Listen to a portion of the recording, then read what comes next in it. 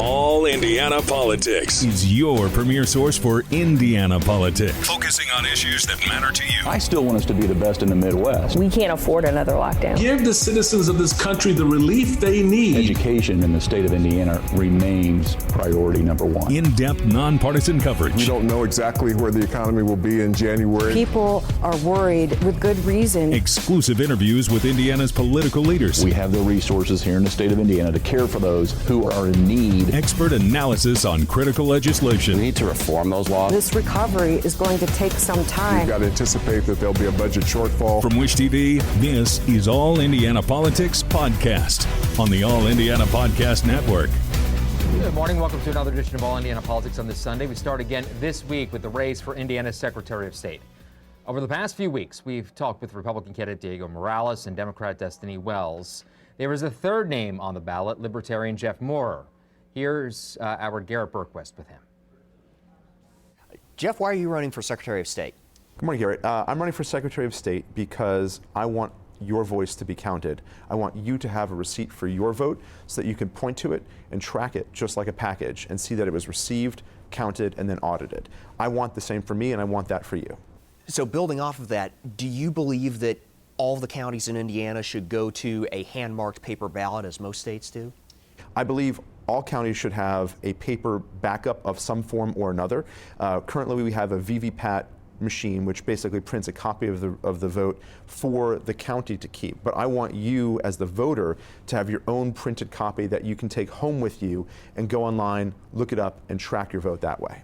I've spoken to a couple of Republican strategists, and they've expressed some concern that you might peel off some votes from Diego Morales in particular and effectively hand this election to Destiny Wells. How do you respond to those concerns?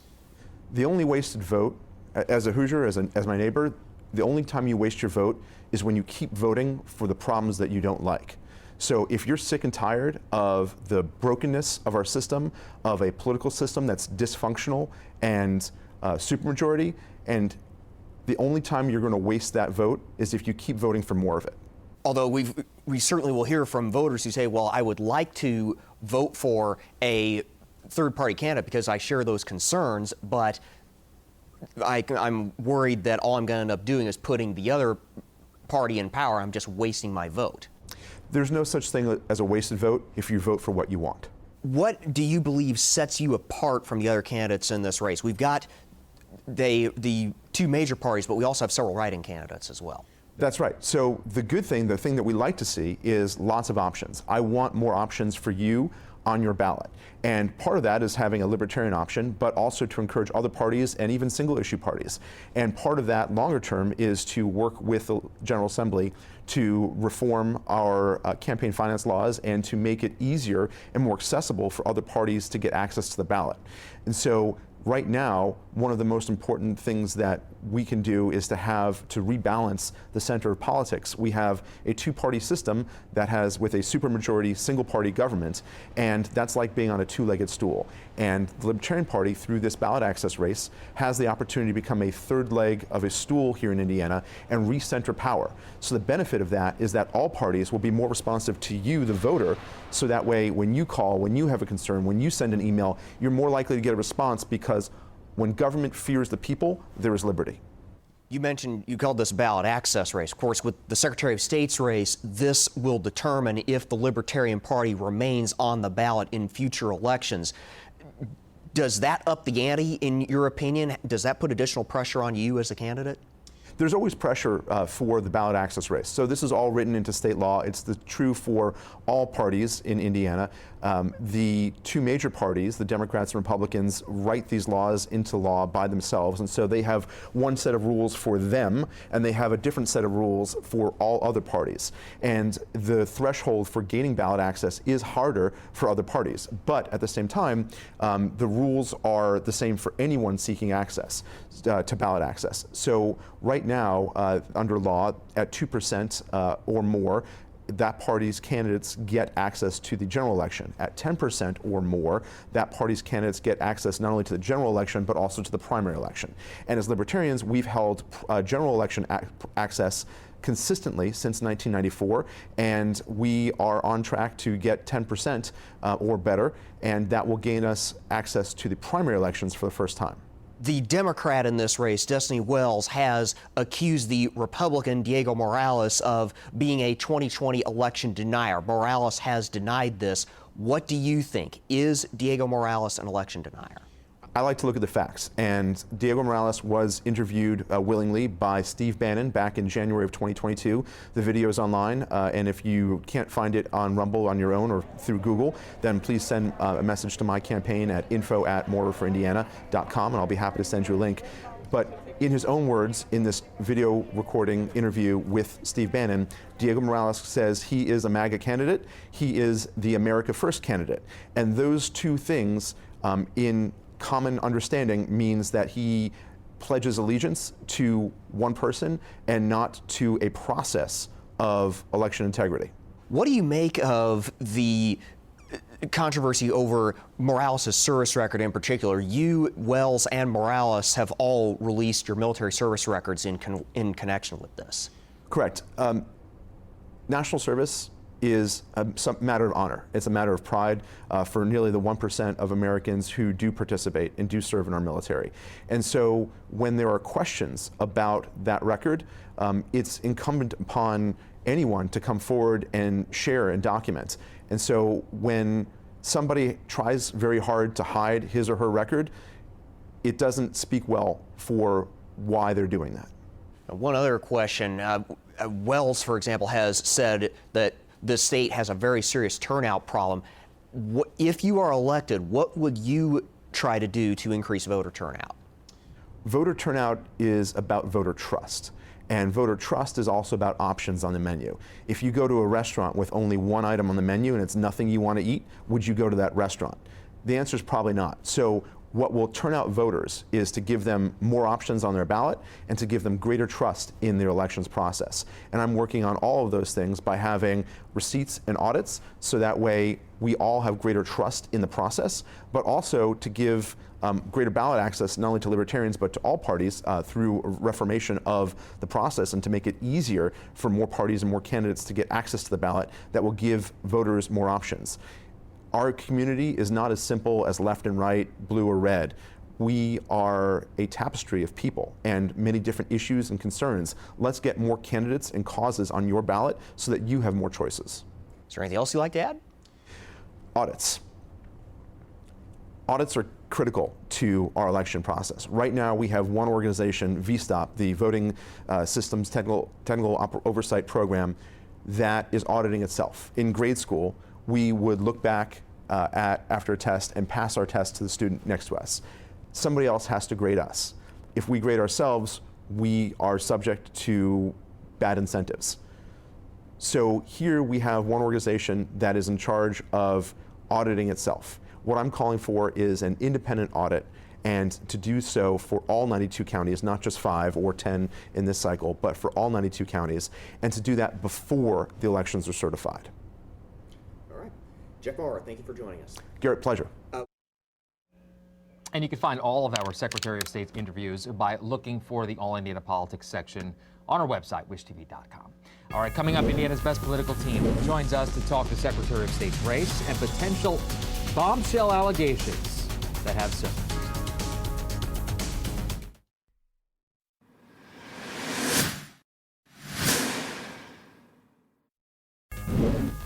Welcome back to All Indiana Politics on this Sunday, as we welcome back two members of Indiana's best political team, Democrat Drew Anderson and Republican Tom John. Good to see you both. We have a lot to get to today. We'll start by talking about those allegations that surfaced on Friday. Two women claiming Republican Secretary of State candidate Diego Morales sexually harassed them.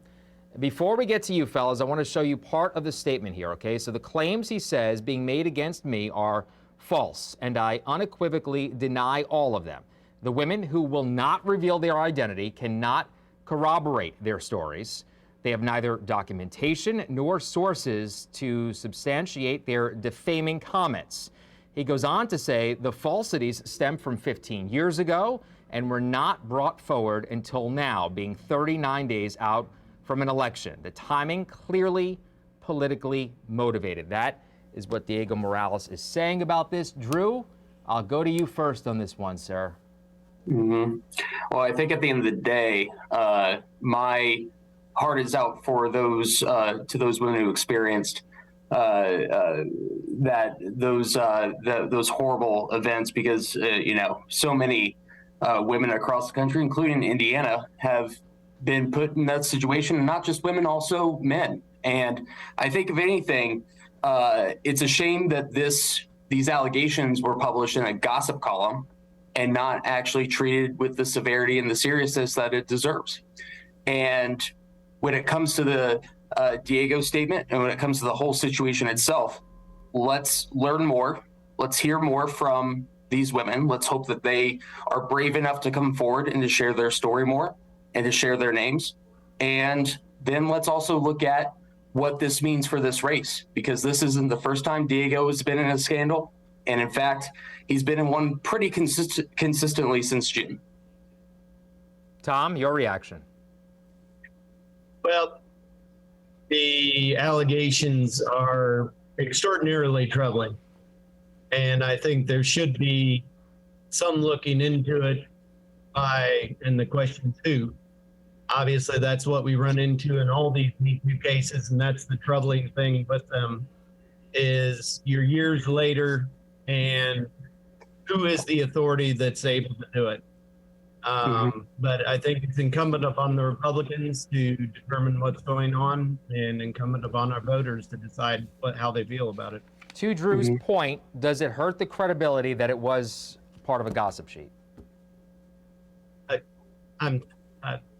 Abdul Hakim Shabazz, full disclosure, is a good friend of mine. Me too. Long-time reporter in the state, and yes, he approaches things differently, but he's somebody who, in my experience, has tended to be a credible source, and I don't have any details of what was behind all of his reporting, but I think the mere fact that his disclaimer on his cheat sheet is what it is not necessarily something that means it should be dismissed. To Tom's point, Drew, I know Abdul pretty well as well, and I don't think he would be reporting this if he didn't source it and think it was accurate. I mean, I've worked with Abdul for 10 years, and I think at the end of the day, as much as I like him as a person, the fact that he threw this into a gossip column, when he has those disclaimers, shows that he was a little reckless here. But let's put that aside.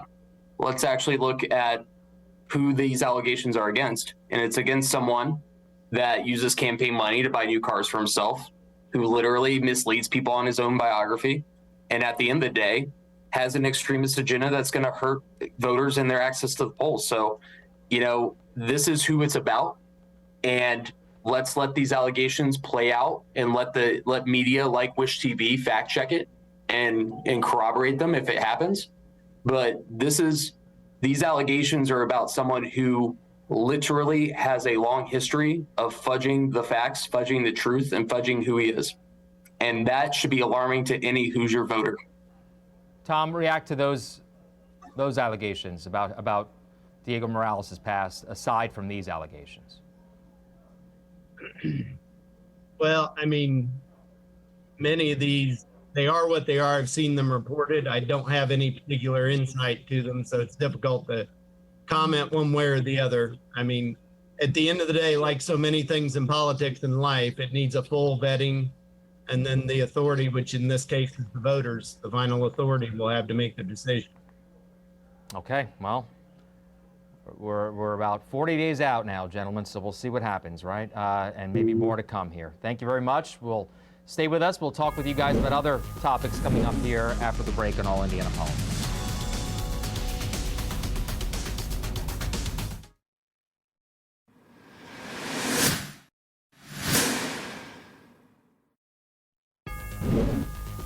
Welcome back to All Indiana Politics. Drew Anderson, Tom John still with us. Let's talk now about President Biden and the backlash after this moment at a conference on hunger in Washington this week. Look. And I want to thank all of you here for including bipartisan elected officials like Representative Governor, Senator Braun, Senator Booker, Representative Jackie. Are you here? Where's Jackie?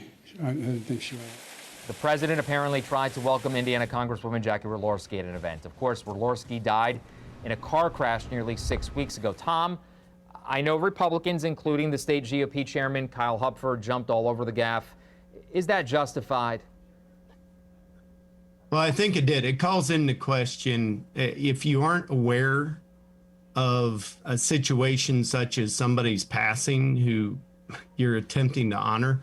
I think it calls into question his mental faculties. And I don't say that lightly, and I don't say it to be, frankly mean. But when you're talking about the person who's the leader of the free world and they have these sorts of repeated gaffes where they're shaking hands with air, where they're welcoming people who have passed, that calls into question for 2024 whether that's somebody that you want to have in the position of President of the United States. So you're okay with some of the reaction from within the Republican Party, even though her own brother said he forgave the president for making the mistake? Well, forgiveness is different than the political discussion of your fitness for duty. As you see in politics oftentimes, I mean, there's a lot of hyperbole that, frankly, I think we'd be better off without, and that's on both sides of the aisle. But hyperbole seems to be what our system now pays attention to, what our voters pay attention to. And we can have the discussion about whether we should be having more historic Lincoln Douglas type political debates, but that's not the world we live in, unfortunately. Drew, your reaction to all of this? I mean, hyperbole, that's the key word, and the Republicans overreacted. I think at the end of the day, Joe Biden made a misstep. He made a gaffe. Joe Biden has a career's worth of gaffes dating all the way back to when he was a first senator, in his late 20s, early 30s. And if we're questioning the mental fitness of him just because he made a slip up, which, by the way, Jackie's husband forgave him, then let's also we're all old enough to remember the fact that Donald Trump tried to claim that Alabama was a part of Georgia. So, come on, let's not be silly here. It was an honest mistake. Let's move on. And let's stop trying to play those low-rung political points that, unfortunately, Kyle Hupfer just cannot not take a swing. So that's him. To Tom's point, though, Doug, it seems like these gaffes, we all know that going back, he's even admitted to having them. Is that really a good selling point, though? I mean, well, Phil, you called me Doug. I'm Drew. You know that. But see, there you go. We're talking about gaffes. But I think at the end of the day, Joe Biden has had gaffes his whole career, just like every politician, just like every human. It's very human to make mistakes, especially as innocent mistakes as to accidentally forgetting that someone has tragically passed away when you are running the free country 24/7, and especially the fact at a time where he is monitoring a very strong Category 4 hurricane that wiped out Western Florida. Yeah, he's President of the United States, very busy man. But exactly, I want to get to something else here because I only have so much time. The White House did seem to stumble in its response after seeming to kind of double down on their defense. Wouldn't it have been better from a communication standpoint to say what you're saying now? It was a mistake. He feels terrible. Let's move on. He's got the family coming on Friday. He's apologized. It seemed like it got worse the more they tried to spin it. I think at the end of the day, the press secretary is actually someone who is a friend of mine, and I know her pretty well. Some offices take different directions depending on the situation, and that's the direction they chose. And I'm not going to criticize that because, like I said, they had 20 other things on their plate, so that was their decision. It doesn't, honestly, I think it doesn't change the fact that he didn't say anything negative about the former congresswoman. It was just a slip up, and I'm not going to criticize their answer on something as innocent as that. Let's talk about more Tom, serious. I'll let you respond to that, the response on all of this from the Democrats. Go ahead, Tom. I think it's telling, frankly, that the White House reacted in the way it did, because if it was simply a mistake, then don't you just move on with it and say it was a mistake, to your point. And I think it's telling that they're sensitized. There are concerns, and I think potentially legitimate concerns about the president's mental faculties. Okay. That answer alone just doesn't hold water for the fact that there was an administration before the Biden administration that literally defended the former president on every lie that he made, including the crowd size of his inauguration. So that is literally the silliest response I've ever heard on this show. Quickly respond. This discussion is going to continue as long as President Biden is president. And, the fact is, this is a moment, and people are left to draw from it what they choose. But we're out of time, gentlemen. Good to see you. Enjoy the rest of your Sunday. We'll be right back.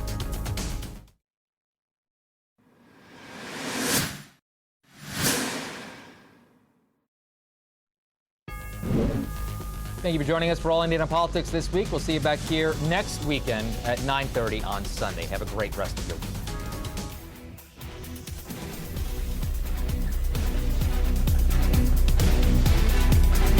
From Wish TV, this is All Indiana Politics Podcast on the All Indiana Podcast Network. Watch All Indiana Politics live Sunday mornings at 9:30 on Wish TV and at wishtv.com. Subscribe to this podcast and listen weekly here on the All Indiana Podcast Network. And be sure to discover even more great podcasts at allindianapodcastnetwork.com.